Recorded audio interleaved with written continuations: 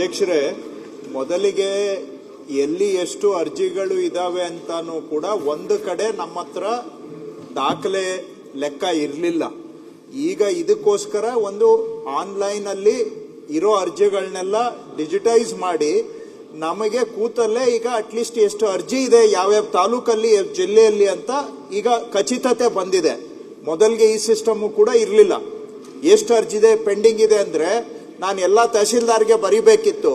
ಅವರಿಂದ ಉತ್ತರ ಬರ್ಲಿಕ್ಕೆ ಎಷ್ಟು ದಿನ ಆಗ್ತಿತ್ತು, ಅವ್ರು ಒಂದೊಂದು ದಿನ ಒಂದೊಂದು ಉತ್ತರ ಕೊಡ್ತಿದ್ರು. ಈ ತರ ಎಲ್ಲ ಒಂದು ವಿರಾಮ ಹಾಕಿ ಇದಕ್ಕೆ ನಿರ್ದಿಷ್ಟ ಕಾರ್ಯಕ್ರಮ ಆಗಬೇಕು ಅಂತ ಎಲ್ಲ ಅರ್ಜಿಗಳನ್ನ ಆನ್ಲೈನ್ಗೆ ತಗೊಂಡು ಬಂದಿದ್ದೇವೆ.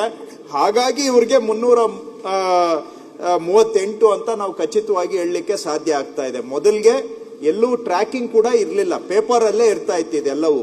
ಅದನ್ನ ಫಾಲೋ ಅಪ್ ಮಾಡ್ಲಿಕ್ಕೂ ಆಗ್ತಿರ್ಲಿಲ್ಲ. ಈಗ ಆನ್ಲೈನ್ಗೆ ತಂದಿದ್ದೇವೆ. ಎರಡನೇ ಸ್ಟೆಪ್, ಇವ್ರಿಗೆ ನಿವೇಶನ ಕೊಡಬೇಕು ಅಂತ ಸರ್ಕಾರದಿಂದ ನಾವು ಘೋಷಣೆ ಮಾಡಿದ್ದೇವೆ. ಅದನ್ನ ಅನುಷ್ಠಾನ ಮಾಡಬೇಕಾದ್ರೆ ಜಮೀನ್ ಬೇಕು. ಎರಡನೇ ಹಂತದಲ್ಲಿ ಈಗ ಇವ್ರ ಜಿಲ್ಲೆಯಲ್ಲಿ 14 ಎಕರೆ 13 ಎಕರೆ 30 ಗುಂಟೆ ಅಂದ್ರೆ 14 ಎಕರೆ ಜಮೀನನ್ನ ನಾವು ಗುರುತಿಸಿದ್ದೇವೆ. ಜಮೀನ್ ಗುರುತಿಸಿದ್ರೆ ತಾನೇ ನಾಳೆ ನಿವೇಶನ ಮಾಡ್ಲಿಕ್ಕೆ ಸಾಧ್ಯ. ಸೊ ಫಸ್ಟ್ ಸ್ಟೆಪ್ ಅರ್ಜಿಗಳನ್ನ ಆನ್ಲೈನ್ಗೆ ತಗೊಂಡಿದ್ದೇವೆ, ಟ್ರ್ಯಾಕ್ ಮಾಡ್ತಾ ಇದ್ದೇವೆ. ಎರಡನೇದ್ರಲ್ಲಿ ಜಮೀನನ್ನ ಗುರುತಿಸಿದ್ದೇವೆ 14 ಎಕರೆ. ಕರೆಕ್ಟ್ ಆಗಿ 14 ಎಕರೆಯಲ್ಲಿ ನಾವು ಮಾಡಿದ್ರೆ 300ಕ್ಕಿಂತ ಹೆಚ್ಚು ಸೈಟ್ಗಳು ಆಗ್ತದೆ, 350 ಸೈಟ್ ಆಗುತ್ತೆ.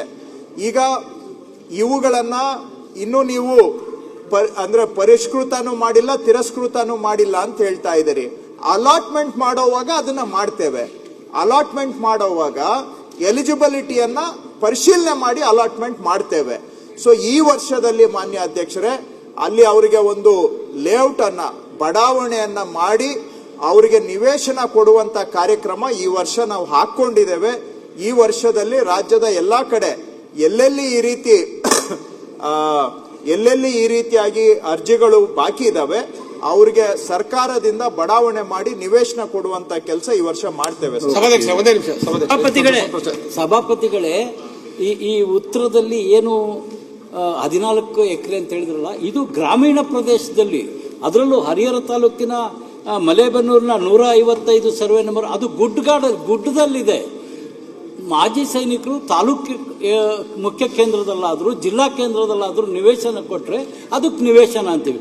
ಗುಡ್ಡದಲ್ಲಿ 30-40 ಕೊಟ್ಟರೆ ಅಲ್ಲಿ ಹೋಗಿ ಅವ್ರು ಏನು ಮಾಡಲಿಕ್ಕೆ ಸಾಧ್ಯ? ಅವ್ರು ಇಷ್ಟು ವರ್ಷ ದೇಶ ಕಾದಿದ್ದಾರೆ. ಇಲ್ಲಿ ಅವ್ರಿಗೆ ನಾವು ನಿವೇಶನ ಕೊಟ್ಟರೆ ಅಲ್ಲಿರ್ತಕ್ಕಂಥ ಚಿರತೆ ಮತ್ತೆ ಇದು ಕರಡಿಗಳು ಓಡಾಡೋ ಜಾಗ ಈ ಸರ್ವೆ ನಂಬರು, ಇದನ್ನ ತೋರಿಸಿದ್ರೆ ತಪ್ಪಾಗಲ್ವಾ ಸಭಾಪತಿಗಳೇ? ಅಧ್ಯಕ್ಷರೇ, ಸೂಕ್ತತೆಯನ್ನ ಖಂಡಿತವಾಗಿ ಪರಿಶೀಲನೆ ಮಾಡ್ತೇವೆ. ಅದು ಬಡಾವಣೆಗೆ ಸೂಕ್ತ ಇದೆಯಾ ಇಲ್ವಾ ಅನ್ನೋದನ್ನ ಏನು ಸದಸ್ಯರು ಹೇಳ್ತಾ ಇದ್ದಾರೆ ಅದನ್ನ ಪರಿಶೀಲನೆ ಮಾಡ್ತೇವೆ. ಆದ್ರೆ ಇರೋ ಜಮೀನಲ್ಲಿ ನಾನು ನಿವೇಶನ ಕೊಡ್ಬೋದೇ ಬಿಟ್ಟು ಬೇರೆ ವಿಚಾರಗಳನ್ನ ನಾನು ಯೋಚನೆ ಮಾಡ್ಲಿಕ್ಕೆ ಆಗೋದಿಲ್ಲ. ಇದು ಸೂಕ್ತ ಇಲ್ಲ ಅಂದ್ರೆ ಬೇರೆ ಕಡೆ ಎಲ್ಲಾದ್ರೂ ವಾಸಕ್ಕೆ ಯೋಗ್ಯವಾದಂತ ಕಡೆ ನಾವು ಗುರುತಿಸಬಹುದು. ಅದು ಬಿಟ್ಟು ಬೇರೆ ನಗರ ಪ್ರದೇಶದ ಹತ್ರ ಎಲ್ಲ ಈಗ ಬೆಳೆಗಳು ಆಕಾಶಕ್ಕೆ ಹೋಗಿದೆ, ಅಕ್ವೈರ್ ಮಾಡಕ್ ಹೋದ್ರೆ ಜನ ಮೇಲೆ ಬೀಳ್ತಾರೆ, ಇವೆಲ್ಲ ಸಮಸ್ಯೆ ಬರ್ತವೆ.